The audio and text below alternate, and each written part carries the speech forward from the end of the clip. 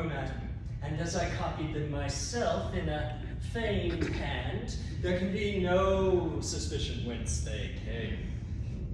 And did you circulate the report of Lady Brittle's intrigue with Captain Bostow? That's in as fine a train as your ladyship could wish. In the common course of things, I think it must reach Mrs. Clackett's ears within 24 hours, and then the business is as good as done. For you know Mrs. Clackett has a very pretty talent and a great deal of industry. But then, she lacks the delicacy of tense and mellowness of sneer, which distinguishes your ladyship's scandal. You are a partial snake. No.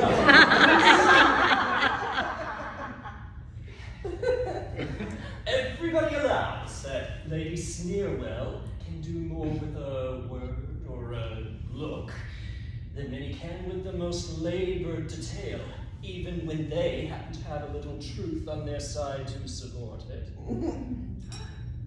Yes, my dear snake, and I confess that I am no hypocrite to deny the satisfaction I reap from the success of my efforts. Wounded myself in the early part of my life by the envenomed tongue of slander, I confess. I have since known no pleasure equal to that of bringing others to the level of my own reputation. Nothing could be more natural. But Lady Sneerwell, there is one affair in which you lately employed me, wherein I confess I am at a loss to ascertain your motives. I conceive you mean with regard to Sir Peter Teasle and his family. I do. Here are two young men, to whom Sir Peter has acted as a kind of guardian since their father died. The elder, possessing of the most amiable character and universally well spoken of. The younger, the most dissipated and extravagant young fellow in England, without friends or character. The latter, an avowed admirer of your ladyship's, and apparently your favorite. The former, attached to Sir Peter's ward, Maria, and confessedly beloved by her.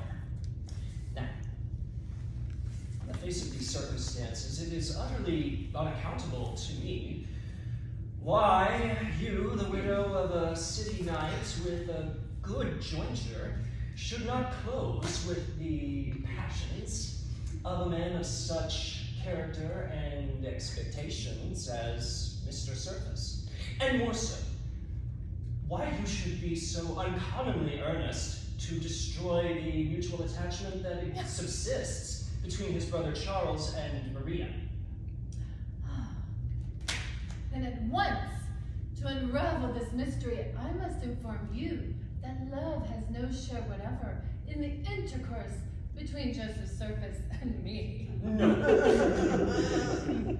real attachment is to Maria, or her fortune. But finding in his brother a favored rival, he has been obliged to mask his pretensions and profit by my assistance. Still, I am more confused why you should interest yourself in his success. For our mutual interest. I have found him out a long time since to be artful, selfish, and malicious. In short, a sentimental name. Yes.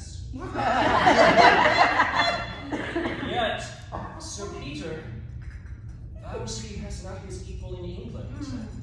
And above all, he praises him as a man of sentiment. Yes.